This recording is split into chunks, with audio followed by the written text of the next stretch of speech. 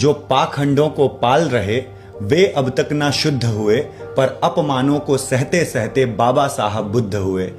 तू है अछूत और नीच भी है, तू है अछूत और नीच भी है, ये दुनिया कहती रही जिन्हें। पत्थर से भारी पीड़ा थी जो जन्म से मिलती रही उन्हें।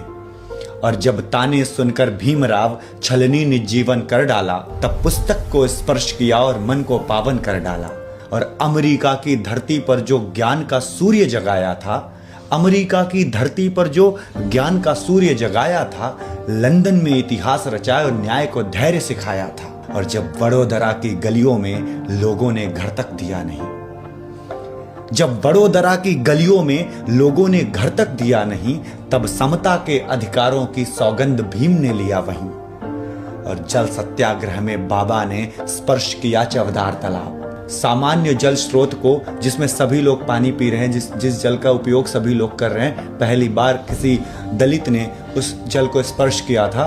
और ये भ्रांति और ये छुआछूत की भावना को मिटाने का वो पहला कदम था कि जल सत्याग्रह में बाबा ने स्पर्श किया चवदार तालाब। इतिहास की पहली बूंद थी जो कोई प्यास नहीं थी इंकलाब। संकीर्ण सोच में जकड़े हम बस तिरस्कार अवशोषक थे, संकीर्ण सोच में जकड़े हम बस तिरस्कार अवशोषक थे। बाबा साहब के पहले तक सब मनुवाद के पोषक थे। और भीम जो कांचीश्वर पहुंचे, मनवाद का ग्रंथ जला डाला। सब दर्शन के अधिकारी हैं, यह प्यार का पंथ बना डाला। पिछड़ों के हक में लड़े भीम और पुस्तकबद्ध प्रमाण दिया। फिर कलम उठाई बाबा ने और संविधान निर्माण किया, फिर कलम उठाई बाबा ने और संविधान निर्माण किया।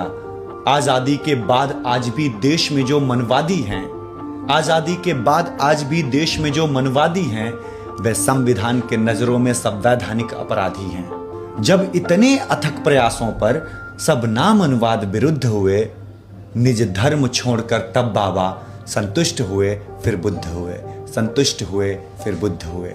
आज बाबा साहब की पुण्यतिथि है। पुष्पांजलि के रूप में, श्रद्धांजलि के रूप में ये कविता आप ज़्यादा से ज़्यादा शेयर करें। रखिए अपना खूब ख्याल। जय हिंद, जय भारत, वंदे मातरम।